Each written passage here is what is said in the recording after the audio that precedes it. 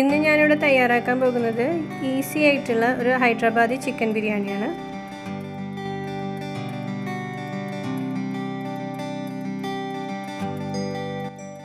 ബിരിയാണിയൊക്കെ ഉണ്ടാക്കുമ്പോൾ നമ്മളെപ്പോഴും ഫ്രഷ് ആയിട്ടുള്ള മസാല ഉണ്ടാക്കുക.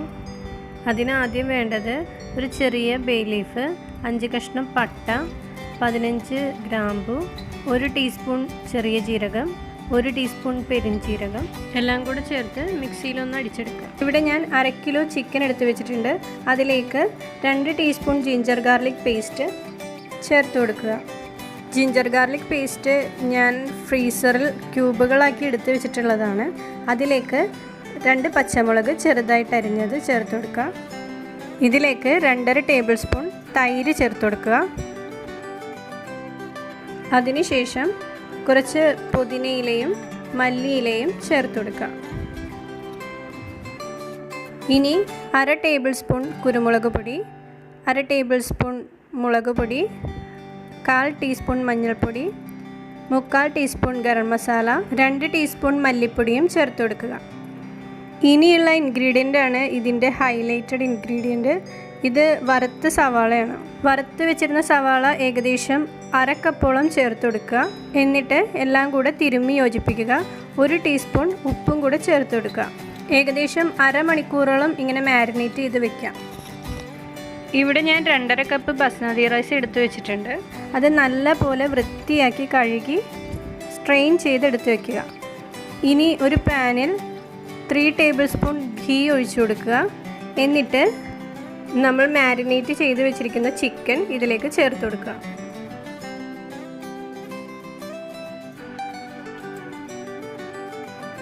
ഇനി ഇത് മൂടി വെച്ച് ഏകദേശം 20 മിനിറ്റോളം മീഡിയം ഫ്ലെയിമിൽ വേവിക്കുക. ആ ടൈം കൊണ്ട് നമുക്ക് ബിരിയാണിക്കുള്ള ചോറ് റെഡിയാക്കാം. അതിനുവേണ്ടി ഞാനിവിടെ ഒരു പോട്ട് എടുത്ത് വെച്ചിട്ടുണ്ട്. അതിലേക്ക് 4 ടേബിൾ സ്പൂൺ ഓയിൽ ആഡ് ചെയ്ത് കൊടുക്കുക.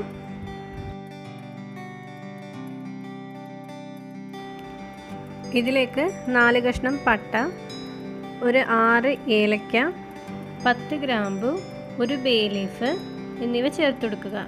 1 ഗ്ലാസ് അരിക്ക് 2 ഗ്ലാസ് വെള്ളം എന്ന കണക്കിൽ വെള്ളവും ചേർത്ത് കൊടുക്കുക. ഞാനിവിടെ 2.5 ഗ്ലാസ് അരിക്ക് 5 ഗ്ലാസ് വെള്ളം ചേർത്തിട്ടുണ്ട്. 1 ടീസ്പൂൺ ഉപ്പും ചേർത്ത് വെള്ളം നല്ലതുപോലെ തിളപ്പിക്കുക. ഈ വെള്ളത്തിലേക്ക് നമ്മൾ സ്ട്രെയിൻ ചെയ്ത് വെച്ച അരി ചേർത്ത് കൊടുക്കാം.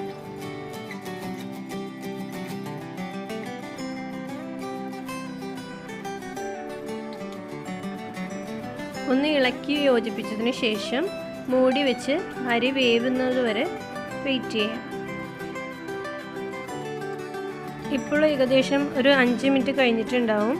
ചോറ് ഏകദേശം വേവാറായിട്ടുണ്ട്. നമുക്കൊരു 5 മിനിറ്റ് കൂടെ വെയിറ്റ് ചെയ്യാം. ഏകദേശം 5 മിനിറ്റ് കഴിഞ്ഞിട്ടുണ്ട്. ചോറ് റെഡിയായിട്ട് വന്നിട്ടുണ്ട്. ഇനി നമുക്ക് ചിക്കൻ എങ്ങനെയാണെന്ന് നോക്കാം.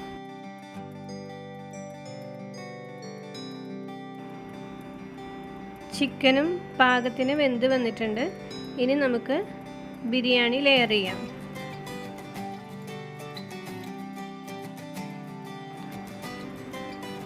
അതിനായി റൈസ് ഞാൻ വേറൊരു പാത്രത്തിലേക്ക് മാറ്റിയിട്ടുണ്ട്.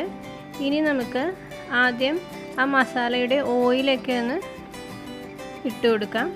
അതിനുശേഷം അതിന് മുകളിലായി റൈസ് ചേർത്ത് കൊടുക്കാം. മൊത്തം ലെയർ ചെയ്ത് കൊടുക്കാം.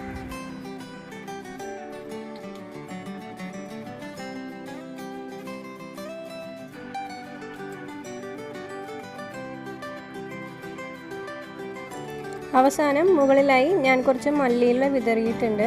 അതേപോലെ തന്നെ കുറച്ച് ഗരം മസാലയും. ഇത് ഞാൻ പാലിൽ കുറച്ച് മഞ്ഞൾപ്പൊടി കലക്കി വെച്ചിരുന്നതാണ്. അതിനുശേഷം വറുത്ത് വെച്ചിരിക്കുന്ന സവാള കുറച്ച് സ്പ്രെഡ് ചെയ്ത് കൊടുക്കാം. വേണമെങ്കിൽ കുറച്ച് നെയ്യ് കൂടെ ചേർത്ത് കൊടുക്കാം. അതേപോലെ തന്നെ ഓരോ ലെയർ സെറ്റ് ചെയ്യുമ്പോഴും കുറച്ച് മല്ലിയിലയും ഗരം മസാലയും ഇട്ട് കൊടുക്കാം. ഞാനിപ്പോൾ അങ്ങനെ ചെയ്യുന്നില്ല. ആവശ്യമെങ്കിൽ അങ്ങനെ ചെയ്യാം. ഇനി നമുക്ക് ദം ഇടാൻ സ്റ്റാർട്ട് ചെയ്യാം. അതിന് വേണ്ടിയിട്ട് ഒരു കാസ്റ്റ് അയൺ പാൻ അടുപ്പത്ത് വയ്ക്കുക. അതിനുശേഷം ഈ ബിരിയാണി പോട്ട് വെച്ച് കൊടുക്കുക. ഫ്ലെയിം സിമ്മിലാക്കി ഒരു 15 മിനിറ്റ് ഇതേപോലെ വയ്ക്കുക.